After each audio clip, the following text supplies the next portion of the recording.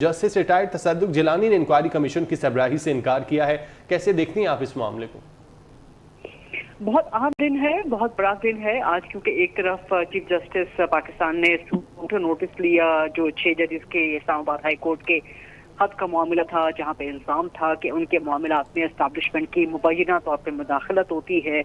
और ये वाज़ेह तौर पर नजर आ रहा है कि चीफ जस्टिस ऑफ पाकिस्तान के दाव में आ गए हैं, क्योंकि आज ही पाकिस्तान तहरीके इंसाफ का जो लॉयर्स विंग है वो अपना कन्वेंशन कर रहा है। वहां पर भी ये मुतालबा हो रहा है। फिर 300 बुकला ने माजरत के साथ खत लिख दिया, जिसमें जस्टिस तसद्दुक के अपने साहबजादे भी शामिल थे। फिर उसके बाद जस्टिस तसद्दुक का ये कहना कि वो रिक्यूज कर रहे हैं अपने आप को, हालांकि इससे पहले जस्टिस तसद्दुक साहब ने खुद रजामंदी जाहिर की थी और उन्होंने बिल्कुल अपनी आमादगी जाहिर की थी इस कमीशन को हेड करने के हवाले से। तो आज का दिन एक बड़ा हैपनिंग दिन तो है, लेकिन मैं समझती हूँ कि कमीशन की तश्कील को तो अब आप समझें कि लपेट दिया गया है, वो मामला अब ख़त्म समझिए उसको।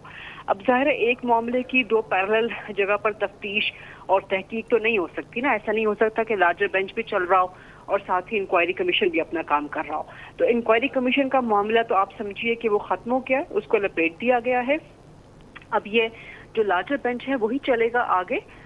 लेकिन इसमें देखना सबसे अहम ये होगा कि इस वक्त जो अपेरेंटली चीफ जस्टिस एक सियासी दाव का शिकार नजर आए हैं, क्योंकि ये मुतालबा पाकिस्तान तहरीके इंसाफ का था कि 184(3) के तहत एक लार्जर बेंच बनाया जाए, बल्कि वो इसको फुल बेंच का मुतालबा कर रहे थे।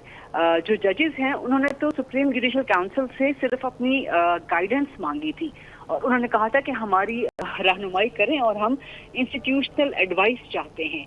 उन्होंने 184(3) के तहत मुतालबा तो नहीं किया था इस इन्वेस्टिगेशन का, लेकिन बहरहाल अब ये मामला चूंकि लार्जर बेंच की तरफ चला गया है।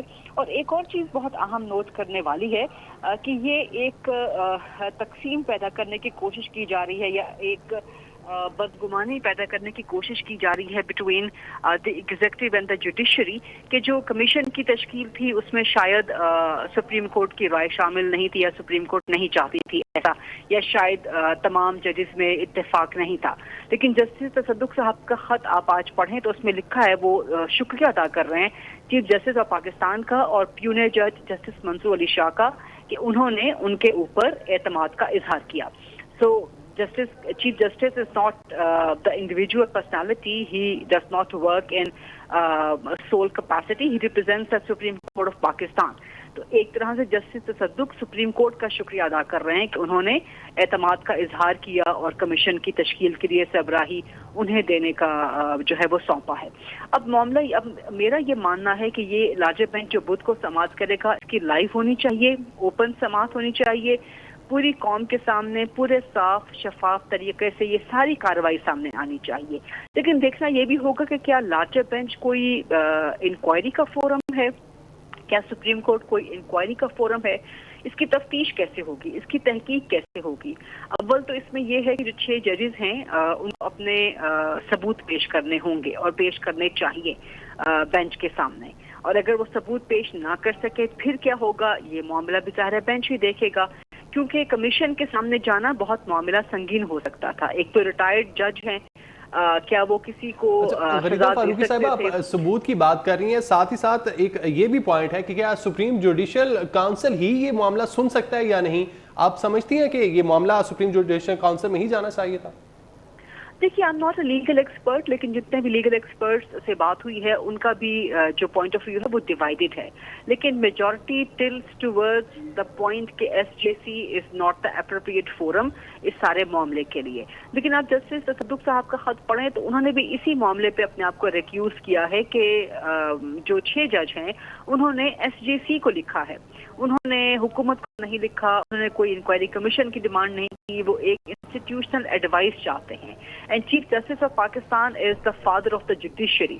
तो उन्होंने जब एसजेसी को लिखा है, जिसका सरबराही भी चीफ जस्टिस के पास होती है, तो 6 जजेस, ये मामला अंदरूनी अदलिया का अपना है, इसको अदलिया के अंदर ही रहना चाहिए। तो मैं समझती हूँ कि ये अच्छा है कि चीफ जस्टिस ने खुद लार्जर बेंच इस पे बना दिया है, पहले यही करना चाहिए था, क्योंकि इस वक्त जो कंफ्यूजन क्रिएट हुई है और जो इस वक्त एक بدگمانی یا بدنامی کریٹ ہو رہی ہے اور ایک تاثر مل رہا ہے کہ there all is not well between the executive and the judiciary and the establishment.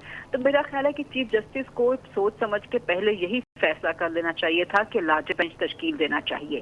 پہلے آپ نے وزیر اعظم سے ملاقات کی، پھر حکومت نے کمیشن کی. اس سارے معاملے میں جو بری ہوئی ہے وہ حکومت بری بنی ہے. چیف جسٹس آف پاکستان واضح طور پہ پریشر میں نظر آ رہے ہیں، اور پریشر کب سے آ رہا ہے؟ پاکستان تحریک انصاف کا آ رہا ہے، کیونکہ وہی اس بیانیے کو لے کے آگے بڑھ رہی ہے جو کہ نہیں ہونا چاہیے. چیف جسٹس کو کسی بھی سیاسی دباؤ میں نہیں آنا چاہیے، لیکن وہ آ رہے ہیں. نظر آ رہا ہے کہ وہ پریشر میں آ رہے ہیں. اب یہ جو لارجر بینچ تشکیل ہوگا اس میں بھی اس بات پہ واضح نظر رکھنی چاہیے کہ یہ بینچ کسی قسم کے سیاسی دباؤ کے زیر اثر نہ آئے. پھر ساتھ ہی آپ کے اسلام آباد ہائی کورٹ سے ریلیف ملا ہے عمران خان کو. آج صبح ان کو حکم ملا ہے اڈیالہ جیل کو، انتظامیہ کو، کہ آپ نے ملاقات کروانی ہے. خصوصی طور پہ حکم ملا عید پہ بشرا بی بی کی عمران خان سے. پھر ابھی اس سے بڑا ریلیف توشہ خانہ کا جو نیب کا کیس تھا جہاں پہ 14 ایئرز کی امپریزنمنٹ تھی، 14 ایئرز کا سینٹینس تھا عمران خان کا، بشرا بی بی کا 10 سال کی نااہلی تھی عمران خان کی، 787 ملین روپیز کی فائن تھا. اب یہ انپریسیڈنٹڈ ہے کہ اس میں اتنی جلدی سزا معطلی ہوئی ہے. جنوری کے تو آخر آپ اس میں نیب کا کردار کیسے دیکھتی ہیں؟ جو توشہ خانہ کیس میں سزا معطلی ہوئی ہے، نیب ہی اس کیس کو آگے بڑھا رہی تھی اور نیب ہی کی جانب سے سزا معطلی پر رضامندی کا بیان دے دیا گیا ہے. یہ بہت اہم معاملہ ہے. اس کی تفصیلات جب سامنے آئیں گی، جب یہ اسلام آباد ہائی کورٹ کا یہ فیصلے کی تفصیل سامنے آئے گی کن گراؤنڈز پہ سزا معطل کی گئی ہے. اور کیونکہ ابھی اسلام آباد ہائی کورٹ نے کہا ہے کہ عید کے بعد وہ اپیل، مرکزی اپیل کو عید کے بعد سنیں گے کہ سزا آل ٹوگیدر ختم کرنی ہے، ججمنٹ پوری ختم کرنی ہے کہ نہیں کرنی. تو یہ بہت انٹرسٹنگ کیس ہے. اس میں میرا خیال ہے کہ ویٹ کرنا پڑے گا کہ اسلام آباد ہائی کورٹ کے آج کے فیصلے کی ڈیٹیل جو صورتحال ہے وہ ذرا سامنے آ جائے. لیکن یہ واقعی بہت اہم پوائنٹ ہے کہ نیب کا ہی یہ کیس تھا، نیب کے ذریعے ہی سزا ہوئی اور جج محمد بشیر نے یہ سزا سنائی تھی. اور نیب ہی جو ہے وہ آج کہہ رہی ہے کہ ہمیں کوئی اعتراض نہیں ہے، آپ اس میں اگر ریلیف دے دیں، سزا اگر معطل کر دیں. تو یہ میرا خیال ہے کہ اس وقت سسٹم بھی دباؤ میں نظر آ رہا ہے پاکستان تحریک انصاف کے. اور یہاں پر عمران خان کے اس بیان کو بھی آپ مد نظر رکھیں جو وہ کہہ رہے تھے کہ میں 4-5 مہینے جیل میں رہوں گا، اس کے بعد میں رہا ہو جاؤں گا. تو میرا خیال ہے کہ یہ کہنا کافی ہے. ٹھیک ہے، بہت شکریہ غریدہ فاروقی صاحبہ آپ کے وقت کے لیے.